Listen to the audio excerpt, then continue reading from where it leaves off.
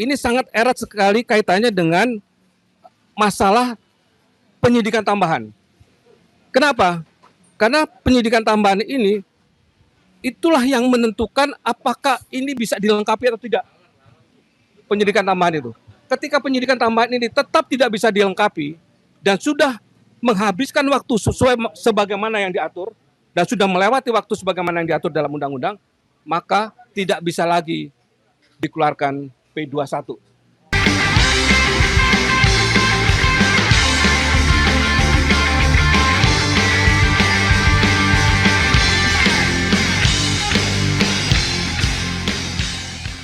Silakan Pak Dwi melakukan eksplorasi tentang ini, karena katanya Anda ingin menantang debat penegak hukum soal P21 ini. Silakan.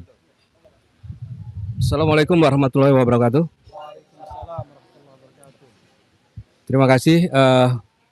Saya Dwi Cahyo Suarsono, mantan hakim, bukan mantan ya, Hakim Agung ad hoc periode 2007-2022. Dan insya Allah tetap konsisten dengan apa yang menjadi perjuangan pada waktu saya masih aktif di Mahkamah Agung. Pemirsa sekalian, saya akan mencoba menjelaskan secara detail apa yang seharusnya dan bagaimana seharusnya. Apa yang seharusnya dan bagaimana seharusnya. Kita coba melihat di dalam peristiwa Mas Roy yang konon katanya akan mendapatkan atau sudah P21, tetapi sampai sekarang belum ada ya Mas ya. Baru itu bentuk fisiknya, baru isunya. Ya, sekarang kita melihat KUHAP. KUHAP yang baru, Undang-Undang Nomor 20 tahun 2025. Ya. Kita membuka di bagian ke-7. Koordinasi antara penyidik dan penuntut umum. Koordinasi antara penyidik dan penuntut umum ini adalah mengatur bagaimana ketika seorang penyidik membuat satu hasil laporan penyidikan yang akan dikomunikasikan dengan jaksa penuntut umum. Di situ sudah jelas bahwa di dalam pasal 60, maaf, saya mulai aja dari pasal 61. Di pasal 61 itu, di ayat 1, itu berbunyi, setelah penyidik selesai, penyidik menyampaikan hasil penyidikan beserta berkas perkara kepada penuntut umum untuk dilakukan penelitian berkas.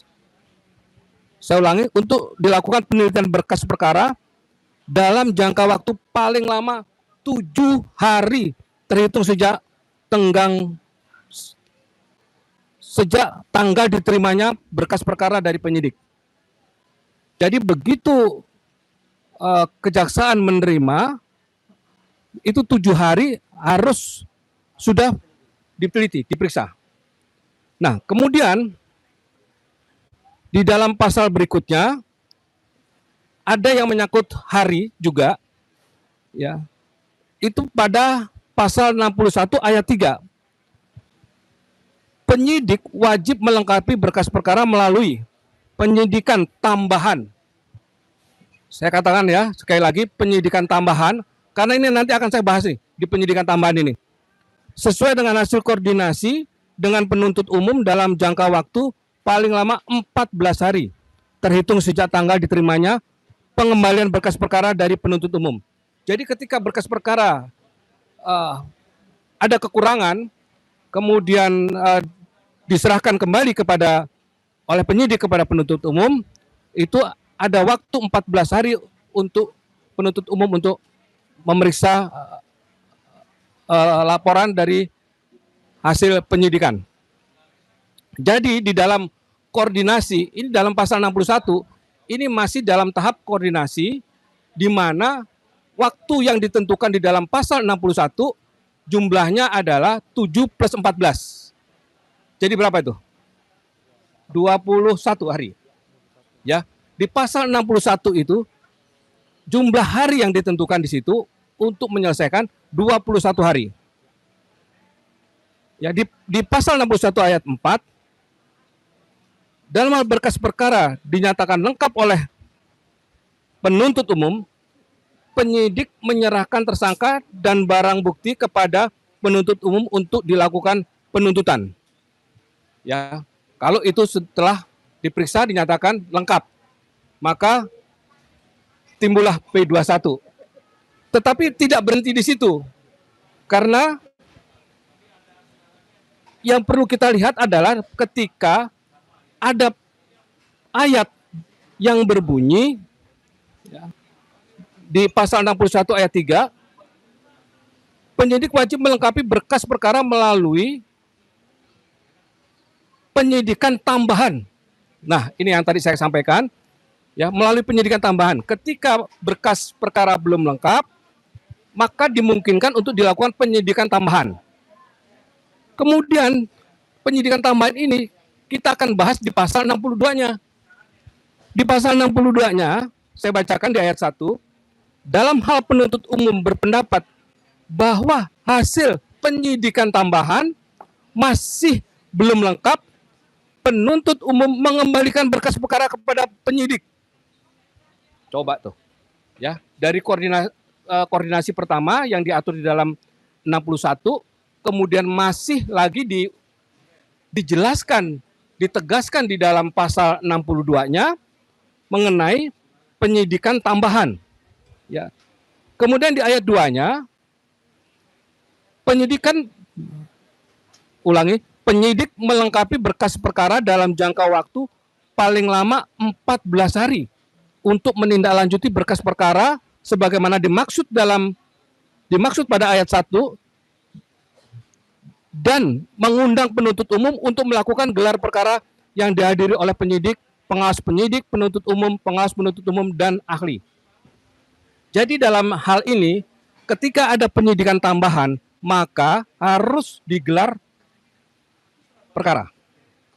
Gelar perkara ini, ya, yang harus dilakukan oleh penyidik dengan mengundang penuntut umum, pengawas penuntut umum, dan ahli. Ya, pengawas penyidik, pengawas penyidik, penuntut umum, pengawas penuntut umum, dan ahli. Dan itu harus dilakukan dalam 14 hari. 7 tambah 14 tambah 14. Oke. Kemudian di pasal 62 ayat 3, ya, dalam hal hasil gelar perkara memutuskan status perkara dihentikan, penyidik wajib mengeluarkan surat ketetapan penghentian penyidikan dengan memberitahukan surat penghentian penyidikan kepada penuntut umum. Ya. Jadi SP3, ya. Di sini sudah mulai mengenai masuk pada mengenai penghentian penuntutan. Penghentian penyidikan kepada penuntut umum, maksud saya. Penghentian penyidikan kepada penuntut umum. Kemudian di ayat 4-nya, dalam hal hasil gelar perkara memutuskan status berkas perkara lengkap, penyidik mengirim kembali berkas perkara kepada penuntut umum untuk dinyatakan sebagai berkas perkara yang lengkap dan selanjutnya dilakukan penuntutan. Ya. Jadi dari 61, ya, ada 4 ayat, kemudian 62 ada 5 ayat. Di 62-nya inilah mempertegas kembali koordinasi antara penyidik dan penuntut umum. Nah, yang paling penting sekarang ini yang saya akan bacakan adalah di pasal 5. Dalam keadaan penyidik berkesimpulan bahwa penyidikan telah cukup bukti, sedangkan penuntut umum berpendapat bahwa penyidikan belum maksimal, penyidik dapat menyerahkan tersangka disertai dengan hasil penyidikan dan bukti kepada penuntut umum.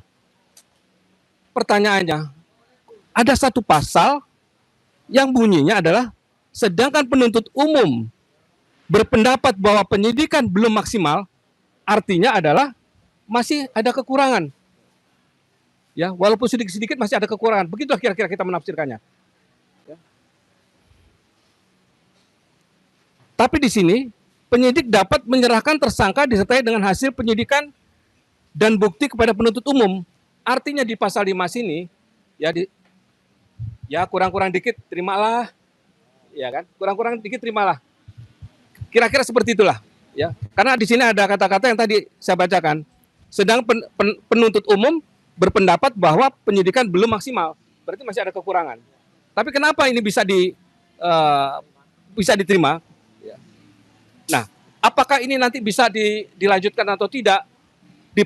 Di ayat 6 lah kemudian dijelaskan. Dalam jangka waktu paling lama 14 hari setelah menerima berkas perkara dari penyidik sebagaimana dimaksud pada ayat 5, penuntut umum menentukan perkara dilanjutkan atau tidak dilanjutkan ke persidangan.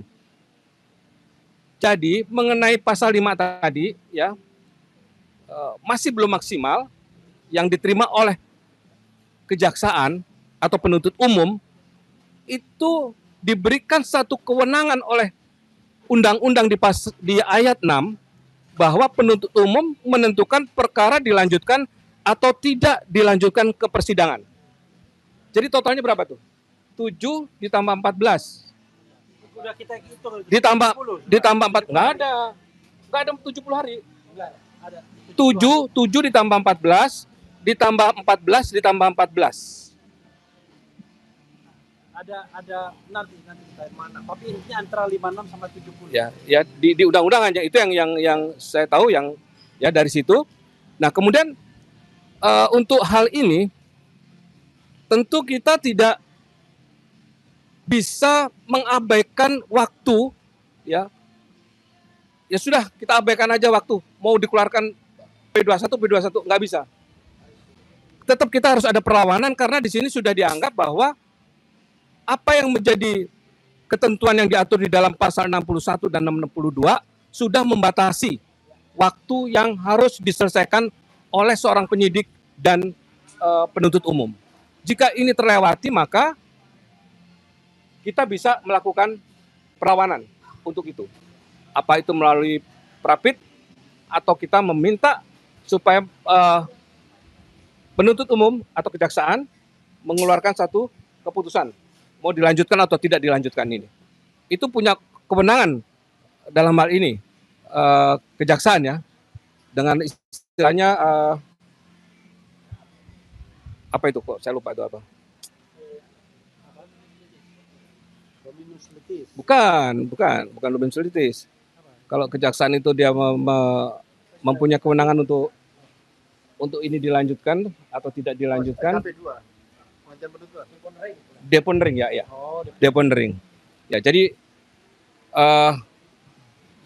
mempunyai hak untuk dia menentukan ini bisa dilanjutkan atau tidak dilanjutkan.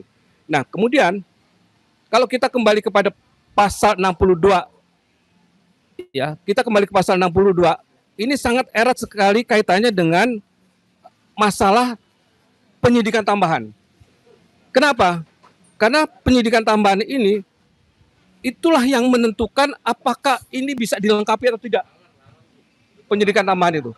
Ketika penyidikan tambahan ini tetap tidak bisa dilengkapi dan sudah menghabiskan waktu sesuai sebagaimana yang diatur dan sudah melewati waktu sebagaimana yang diatur dalam undang-undang, maka tidak bisa lagi dikeluarkan P21. Tidak bisa lagi dilakukan penuntutan. Untuk sementara itu dari saya. Terima kasih.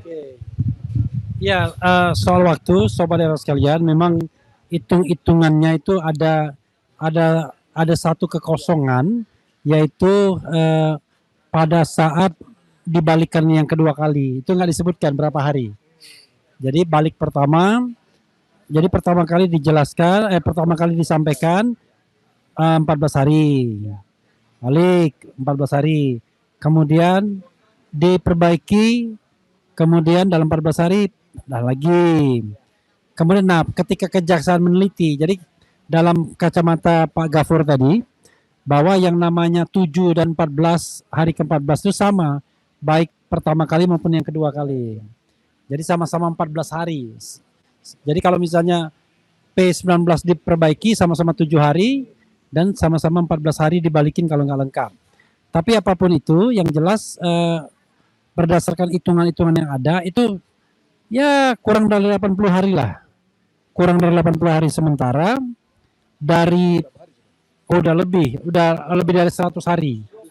Ya, ya. Jadi apapun itu kalau menggunakan KUHP baru lewatnya banyak. Menggunakan KUHP lama lebih banyak lagi. Oke, sekarang Mister ya. Seharusnya pada waktu bolak-balik ya, saya nggak tahu apakah seharusnya tidak boleh disembunyikan. Artinya begini, ini harusnya memang ketika ada kekurangan dari hasil penyidikan, kejaksaan waktu mengembalikan berkas laporan dari penyidik ada kekurangan, itu perlu disampaikan kepada Mas Roy, itu seharusnya. Iya, walaupun tidak ada kewajiban, tetapi karena ini ya ini sebenarnya satu keterbukaan ya, keterbukaan satu badan penegak hukum atau lembaga penegak hukum memang harus memberitahukan begini gitu loh. Ya, harusnya ini dilakukan. Begitu juga penyidik gitu. Ketika kita datang, oke lah, sekarang pada waktu itu kan Mas Roy sempat datang ke kejaksaan, betul kan? Oke lah, lawyernya yang hadir. Nanti soalnya digoreng sama termul itu kok bisa itu tersangka ikut masuk. Wah. Oke, sekarang termulnya. Termulnya katanya tidak mendapatkan keterangan dari kejaksaan atau sorry. Pengacara Mas Roy kan tidak mendapat keterangan dari kejaksaan. Kenapa ini harus bolak-balik? Ada kekurangan apa enggak kan? Betul nggak? Nah, karena Bang Refli yang ke sana ya. Nah, nanti tolong Bang itu dijelaskan Bang. Ya, jadi salah satu hal yang diangkat tadi dalam press conference adalah soal transparansi. Kalau kita pakai prinsip good governance, clean government, walaupun itu tidak diatur secara eksplisit bahwa harus diumumkan dan lain sebagainya, tetapi lembaga publik itu tunduk pada undang-undang keterbukaan informasi publik juga sesungguhnya. Jadi nggak bisa cuma satu undang-undang saja. Jadi salah satunya adalah ya memberikan akses informasi apalagi kepada pihak-pihak yang terlibat. Nah, yang kita tidak paham sampai saat ini adalah berapa kali bolak-baliknya. Yang kita tahu adalah diajukan pertama tanggal 13 Januari, kemudian dikembalikan pada tanggal 26 Januari, kemudian mungkin diadministrasikan pada tanggal 27 Januari, kita nggak tahu. Nah, harusnya sudah dikembalikan lagi P19-nya pada tanggal 10 Februari. Harusnya, tapi baru dikembalikan pada tanggal 17 April. Itu pun ketika kita datang pada tanggal 21 April, mereka mengatakan Kejaksaan Tinggi DKI belum menerima. Nah, dan itu dari tanggal 26 atau 27 Januari itu sampai tanggal 17 April itu 84 hari. Jadi lewatnya sudah luar biasa. Bonusnya terlalu banyak.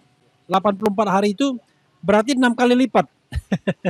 Hampir 6 kali lipat. Nah, karena itulah kita menganggap nggak benar ini. Nah, tetapi ada juga misteri ketika disampaikan sokol 17 April dan kita tidak tahu kapan diadministrasikan di Kejaksaan Tinggi DKI sampai kemudian hari ini pada tanggal 7 Juni sudah ini, 6 Juni, kita tidak tahu bolak-baliknya udah berapa kali. Karena kita padahal kalau pakai KUHP kan ditentukan bolak-baliknya itu cuma 2 kali saja. Tetapi ini bolak-baliknya mungkin lebih dari 2 kali. Nah, karena itulah kemudian kita melihat bahwa ada ketidakjelasan, ada ketidaktransparan dalam konteks bolak-balik untuk P21 ini. Karena itu ya mungkin lebih baik meyakini bahwa P21 itu belum ada atau mungkin nggak pernah ada.